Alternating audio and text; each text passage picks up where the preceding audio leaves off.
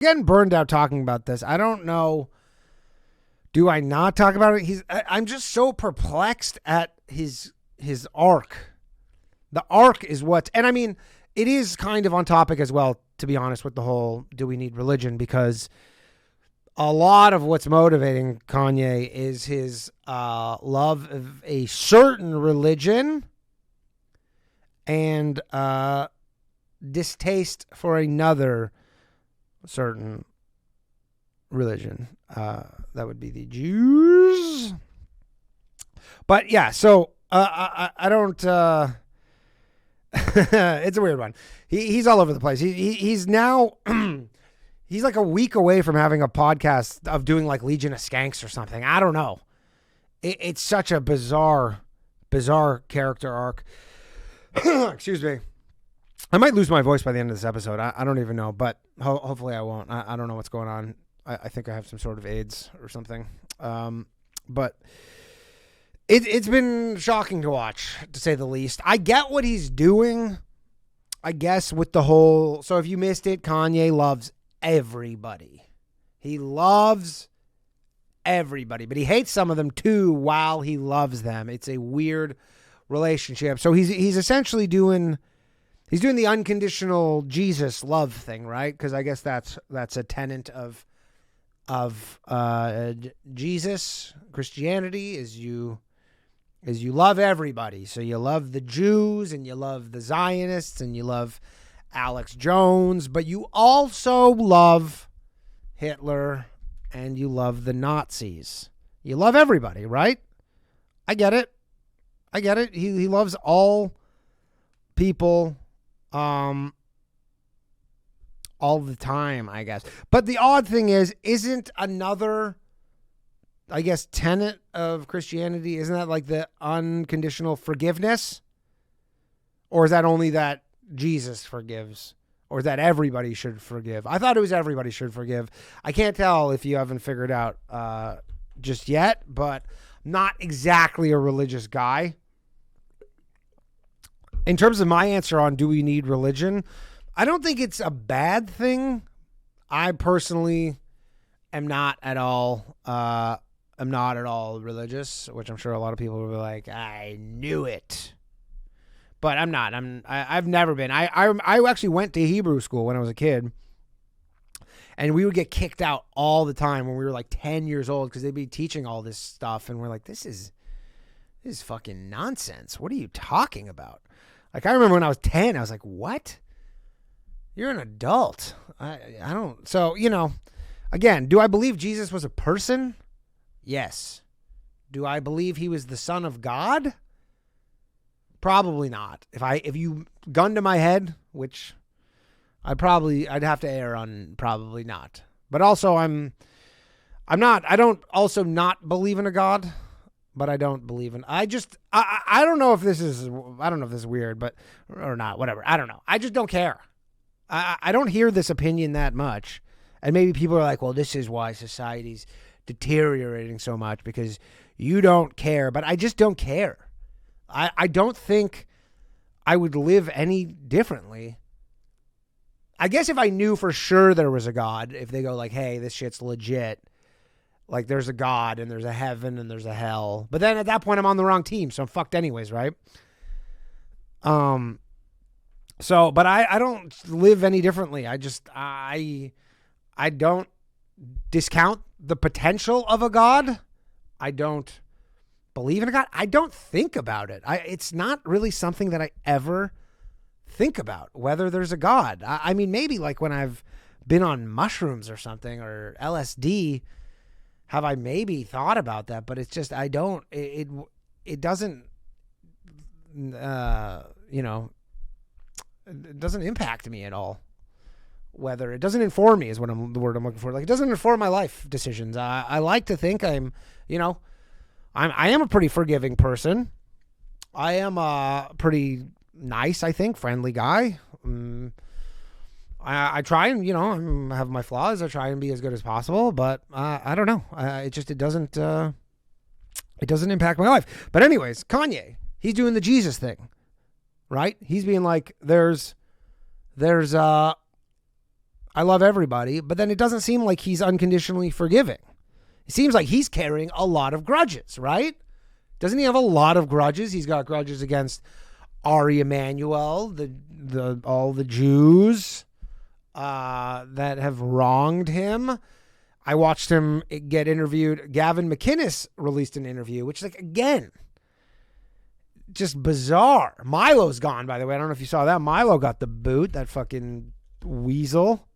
He's surrounded by mostly weasels, too. Nick Fuentes, definitely. Nick Fuentes is brilliant move on Nick Fuentes' part, by the way. Nick Fuentes cannot lose in this scenario of attaching himself to Kanye. But what is Kanye's, like, what's a Kanye West concert? I guess Ye, sorry, I keep detonating him. I'll never stop. But what does a Ye concert look like in 12 months from now? What does that look like? What's the crowd? What is we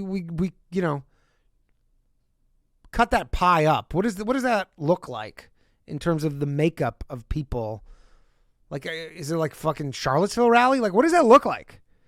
Because a lot of black people are pretty upset with him over the George Floyd stuff, right? And then a lot of just normal people. Like, I was doing this podcast before this, and we were talking about this, and I honestly, sometimes I lose sight of how deep into this shit I am. You know, like we're I think everybody who's watching this is probably the same, where we're kind of like nerds. Like, we're the equivalent of a Star Trek nerd, where they like speak, they can speak like Klingon and shit. We're like that for politics and culture. Like, I honestly want to message my friends from back home in Canada, be like, do you know any of this stuff? Do you know about my girlfriend? She never even heard of Alex Jones. She lives with me. We've been together for years. And then I was talking about this thing. She goes, who's Alex Jones? I go, what? Blew my fucking mind. It blew my mind. She never heard of Alex Jones. But, I mean, again, I don't know. Like, obviously, a lot of people know who Alex Jones is. A lot of people know who Alex Jones is. And I don't even know how much I believe, like, he's getting interviewed and Gavin McInnes is being like, hey, man, it's not the Jews, it's the elites. And Alex Jones is on Crowder today, Steven Crowder. And he's like, I fucking hate, now he's like, because he didn't want that smoke from Kanye, I guess. And he doesn't like Nick Fuentes. Nick Fuentes. It's really weird. And, Kanye's not giving it up, but he's not forgiving. I really feel like he just wants his life back. That's what he wants. He was blaming pornography. He said, pornography was a reason why my marriage, I guess, dissolved. I'm paraphrasing, but he said that. And he goes, Jews are behind all the pornography, which I don't know if that's true or not. I'm sure they're behind some of it. I would bet any sum of money that they were behind some of it. And then Gavin McInnes is like, most of the banks aren't even run by Jews. Like, Gavin McInnes said that, don't he? He's like, they're all run by Irish people, which didn't know. But Kanye's talking about all this shit because he's not able to forgive. I will say this. Is this one thing? It goes, he's really not able to do this whole forgiveness. He's able to love everybody, but he's not able to forgive. And on paper, this whole like loving everybody, forgiving everybody seems good, I guess. I guess it's a good thing. Should you love everyone? I guess the world would be a better place. But should you forgive everyone? I guess. Am I going to do it? No, not going to do it. Not going to love everybody. I love all of you in the chat, but I don't forgive you for being here today. One thing too, I didn't even know this too. There's all these things that keep coming out that I don't even know, which kind of pissed me off. Because I kind of bought into him, to be honest. It's more like I feel like I was had. But so like, Kanye was saying all this, I've been debanked, right? That's one of his big things. Excuse me, I had to take a sip of water here. I might lose my voice by the end of this episode. But he's like, I've been debanked. JP Morgan, they took away my bank account. But then it turns out they did that before his tweets. I didn't even realize it. But he said it himself. He said that he put $140 million into JP Morgan Chase because he wanted access to deal flow from JP Morgan. I don't even really know what that means. I guess he just wants to be able to invest in certain investments that come across JP Morgan's, desk or whatever.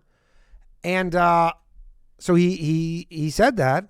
And then, he's like, I want a meeting with Jamie Dimon, the CEO of JP Morgan, not a Jew. Thought he was. His last name's Dimon. Thought it was like diamond, which Jews tend to have last names that are like precious metals and gems and stuff, right? But then it turns out that was all beforehand, that he goes, I want to talk to JP Morgan or Jamie Dimon. And they're like, yeah, that's not how this works.